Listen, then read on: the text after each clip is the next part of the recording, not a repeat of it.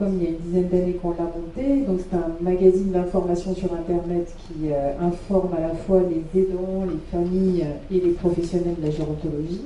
Et en fait, les deux préalables, c'est ce que vous venez de dire, monsieur, c'est-à-dire l'humain, c'est-à-dire le fait que l'équipe qui est derrière H-Village est une équipe de personnes impliquées, est une équipe de personnes qui connaît et qui apprécie le travail qui est fait à la fois par les professionnels et par la réalité des collectivités locales et des différents acteurs qui sont là. Si on n'a pas une appétence et un intérêt, et si on ne va pas en permanence chercher à essayer de mettre en valeur ce qui se fait, bon, c'est un tout petit peu froid, c'est un petit peu statique, et vous ne permettrez pas à des personnes de venir régulièrement vous lire.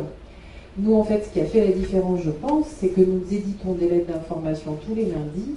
L'objectif de ces lettres, c'est de tenir dans la distance des accompagnants, des aidants qui sont tous les jours au contact de la réalité, de la vraie vie, et qui ont vraiment besoin d'air. Ils ont besoin de sentir une énergie qui vient de la réalité des choses. Et la deuxième chose, c'est, à mon avis, l'autre pendant, c'est un pendant éthique, c'est-à-dire c'est le fait de toujours se poser la question, de se dire l'information qu'on va donner, l'information qu'on va délivrer, l'idéal, ce serait qu'elle réponde à la fois à des besoins, mais qu'elle éclaire aussi sur d'éventuelles dérives, sur d'éventuelles non-applications intéressantes, ou qu'elle permette aux gens de se poser des questions. Moi, ce que je regrette beaucoup, c'est qu'on n'en soit toujours pas arrivé à la possibilité plus facilement de donner la parole aux personnes elles-mêmes.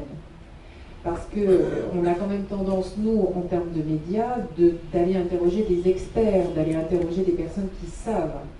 Le plus intéressant, ce serait quand même aussi d'avoir beaucoup plus facilement accès aux personnes qui sont...